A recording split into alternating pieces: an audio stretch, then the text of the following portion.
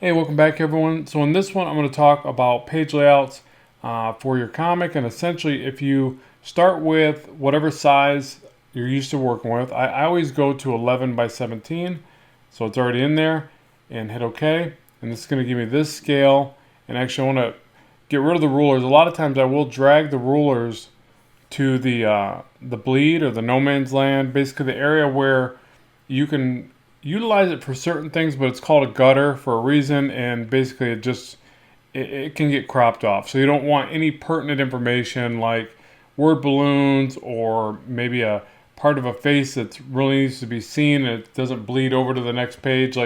So anyways, there's just things like that, but I'm not going to get too far off into this part because essentially this always relates to your end result, your printer.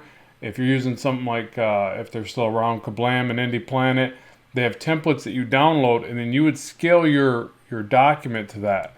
So again, I'm not going to get too far into that. I just, you do at least have to be aware of it. It generally is the way you start. But after that, once you've got things kind of set up to the scale of the page that you want. Now, by the way, 11 by 17 really is because you're working off bigger sheets of paper and reducing it down so that you can squeeze in all those traditional art details. We don't have that limitation working digitally, so again, you really don't need to work at 11 by 17 at 300. I like it. Sometimes I'll even go up to like 400 or 500 DPI just because I like the ability to squeeze in tighter details.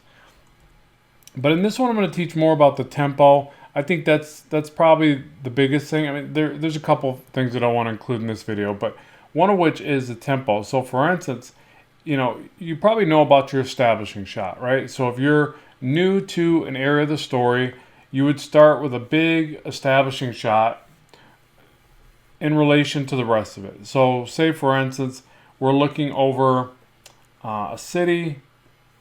I'll just do a little quick scribble here to show you what I mean. Thumbnails. And so you've got this feeling that you're looking at some sort of perspective of the city. Probably be a different perspective than this, but I'm just going to go with this. So you get these buildings in there, right? And you try to change the levels of them, change the size relationship.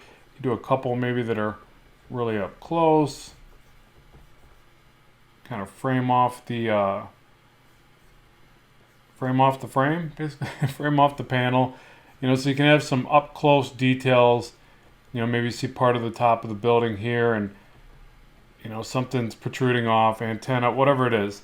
And so all of a sudden it gives you this, like, again, this nice little framing, and then you can still get all these tiny little buildings way off into the distance here. You could start with some big skyscrapers, and then as you get down to here, you could have a bunch of little apartment buildings, and just keeping it like where there's variation there, right? And this is just a thumbnail, but you can think about these concepts. You should think about these concepts even at this stage, and that's where thumbnail sketching is so important, because if I got in here and tried to refine every aspect of it, I'd probably miss some of these concepts.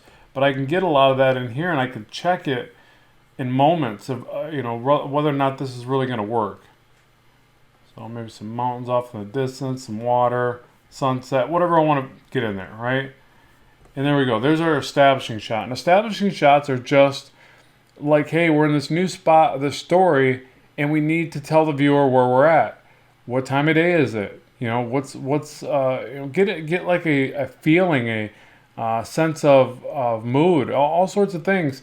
But it's a new part of the story. Generally, you will start with an establishing shot anytime you introduce the viewer into a newer scene. It's like a change of scenery, right? Or maybe it's the following day, and person's waking up out of bed and yawning. Well, then the establishing shot is their room. Maybe an angle shot looking down. You try to draw the camera back so it feels bigger and encompassed. You can get everything in there in that room. In this case, we're just going with this little city kind of shot. In the city of, I'll say Flint, in the city of Flint, which Flint doesn't look like this, but whatever. Our story starts, and you got all these little details here. If there's some chaos, then there's a little bit of smoke rolling away from the the chaos that just went down, right? So there's all sorts of little intricacies you could put in here. Now, other things you need to think about. We already talked about framing something. Remember, too, if you frame something, you could really make the argument that this information would be one of two things, either silhouette or more detailed. Silhouette's nice because it ties into the frame itself, and it sort of, I don't know, it unifies with it. It's really neat kind of effect. You'll see a lot of artists use that. Detail is nice because, hey, who doesn't love more detail, right? So you can, but which one's going to save you some time, right? It's like the one costs you time, the other one saves you time. So I'm probably going to pick the silhouette. You know, you can still do some really neat things with the silhouette. And then also remember that you can do medium amounts of detail. I wouldn't say go high detail on anything in this scene. It would just really draw out the time. And then back here, as you get to the smaller stuff, you can just use shapes, right? And you can take pictures that are long distance shots, and you can play with the levels inside of Photoshop or something like that, or Clip Studio here, and you can see that you don't need as much detail as you would think in an area like this. In fact, you should be able to save a big amount of time here. If this is costing you more time, you're probably doing it wrong, right? Just remember, the way we do that is bigger shapes, you know, work large to small. So there you go. So now you got this establishing shot.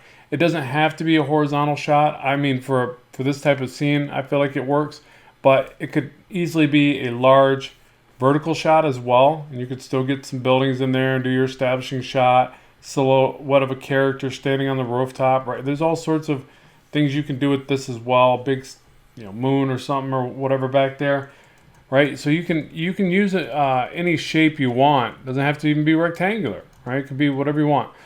The other thing, we'll move on to the next panel and kind of how we would flow from a story like this, is remember that based on your narrations, you know, what's your safety zones? You know, did you fill every bit of this up with buildings?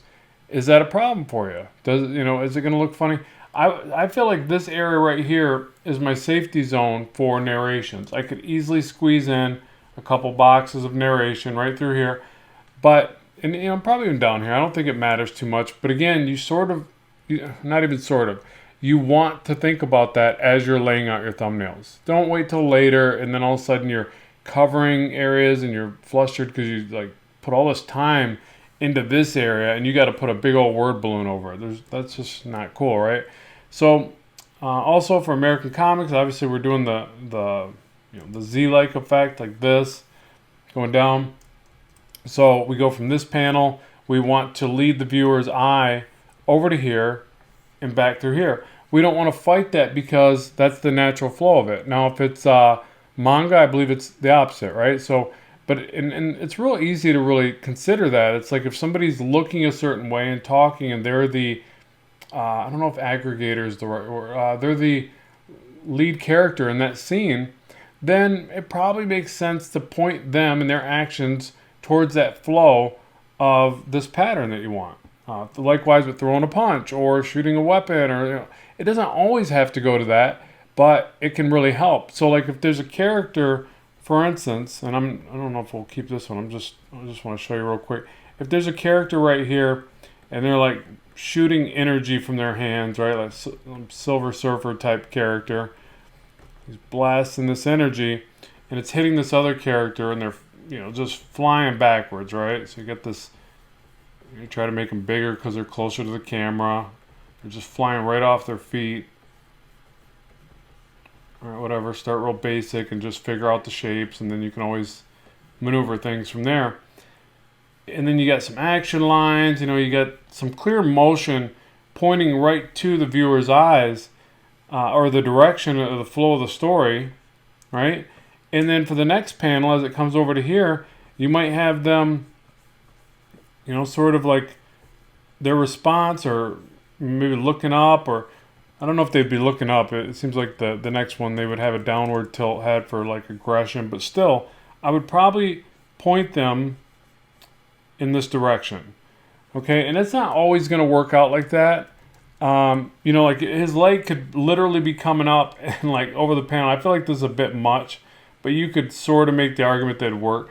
So like you have his leg coming up and pointing to the next panel. And that's a bit too much right there. But you see what I mean? How if you can design the artwork to sort of do that. Again, I think that's a bit much, but at least be aware of it. But again, as you're doing this, you also want to think about the size of the characters within the scenes. That's more important. So let's say that in this particular shot, it goes to the next scene, and let's say that we're just zeroing in on an alleyway, right? That's pretty typical. Now we're going to go vertical with this because it's an alleyway. Makes sense. We're getting in a bit closer to what it is we're trying to, to figure out about this.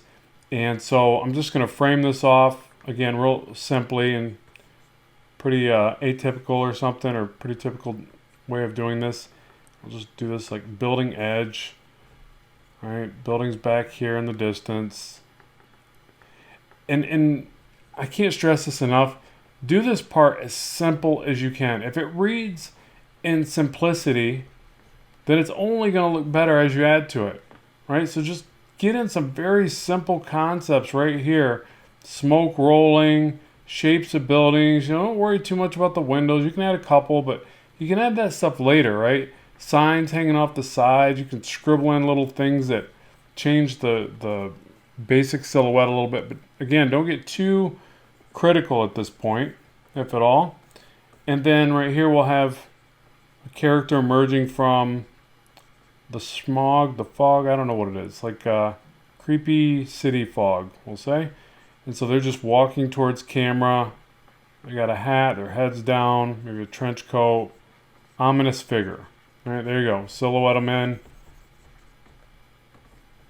And plenty of room for narrations, right? So there we go.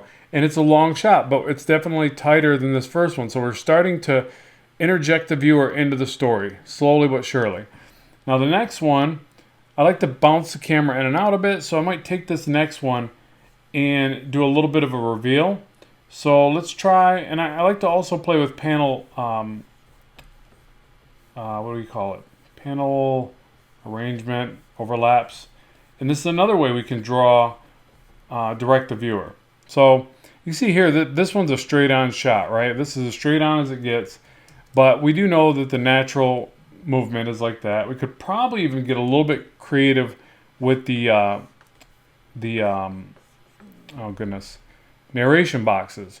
Or if he's talking, we could bring this over like this maybe. Oh, it's a bad word balloon. Luckily they have those in the software.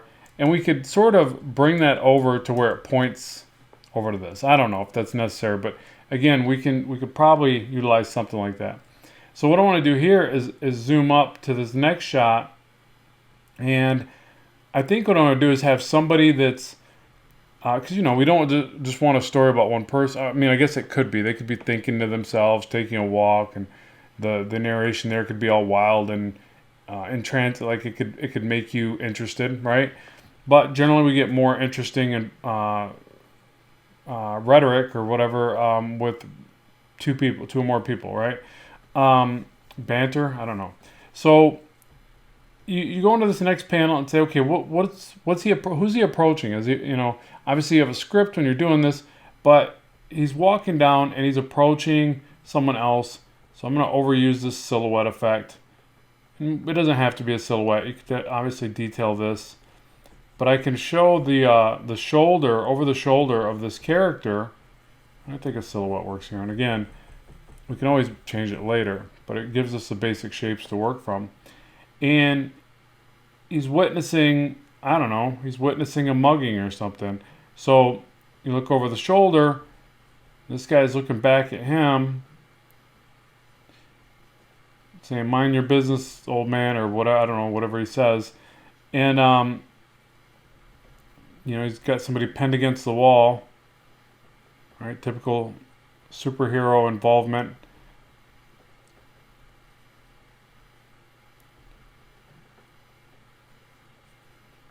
And I'm probably taking a little too long even with this. I really want to stress how the speed of getting the ideas down is such a big deal. Like, there is a part where, like, getting in, like, as much detail. Like, say this is a lady holding her purse, right?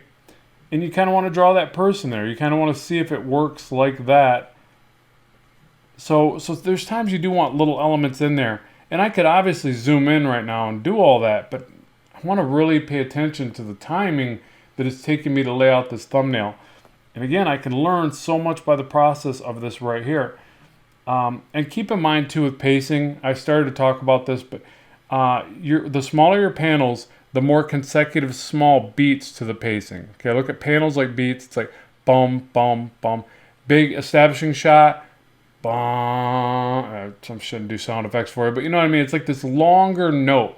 And that's when you get in all that information. And a bunch of small sequential panels is like a bunch of quick tempo beats to the story. So just think of it like that. You can really slow down or speed up a story based upon the size of these panels. So, you know, something like this, some of the alley, you can get in all the trash and the brick wall and some graffiti, boarded up window, whatever you want to add there. I would probably keep it more about the lighting scenario, silhouette of him and how the lighting wraps around them and kind of directs towards the, you know, the impact of what's going on there. Like old jerkbag here is going to take this lady's purse because, you know, he doesn't want to get a real job. And so this guy's going to come in and save the day. Or is he? I mean, maybe it's a plot twist. This guy comes in and takes her purse and takes his wallet. That's not it. But, you know, who knows what's going on here because we don't have a script. We're just spitballing. But what happens is there's now definitely an interaction there. And then we could have, I kind of like this idea where this guy's face is kind of like, you know, you better get out of here. And then maybe like the reveal here is the hat. He raises his hat so that you see a little bit less shadow on his face. And he's not even human. You know, that'd be kind of a cool twist. You know, it's like the hat raises up, he exposes his face, and it scares the bejeebies out of both of them. So, kind of like that one. But he's still a good guy. He's just a creepy looking monster good guy. And so maybe he's like some alien or just beastly looking thing. And you could still, even with something like this, you can still get in things like how you're going to shape your shadows and the intensities of, you can even start to emulate, or not emulate, but point to some of the details that you're going to add later. But again, I would keep it real broad strokes. And you're going to see a lot of benefit to this. Put it this way, there's artists like, one that comes to mind, I was just talking to somebody about this the other day, Liefeld. He's mentioned in videos or podcasts that he would draw full pages on a folded over sheet of 8.5 by 11, right? He'd draw the full page, and it made it sound like he would draw them in as much detail as he could on that little sheet. Then he would blow them up and transfer them to an 11 by 17 board. And I just thought that that's such a cool thing to do. Like, you get so much from your little scribbles. And if you're jumping the gun and going right to big stuff, you can really lose a lot of energy. You can lose a lot of time. I don't know. I feel like the magic happens right here. I'm not saying this is some magical drawing, but I can change this quite a bit. And I'm 18 minutes in, I guess going on 19 here, but I've also been explaining it step by step. And you're going to move even faster when you're not trying to verbalize it, right? But again, it's a really great way to work. So I'll do more on page layouts, but I just wanted to give you this basic set of ideas, get you started. And this can also start the dialogue. You know, what questions specifically do you want to know more about as it pertains to this stuff? And we'll address it more. Oh, and by the way, don't forget your ability to throw in some cool little details in the gutter or the back panel splash area. That always spruces it up a little bit. Probably don't want to get too crazy with that. It can be a bit of a distraction, but I don't know. It's fun. I like it. So thanks so much for watching. More on the way soon. Good luck with the art, and bye for now.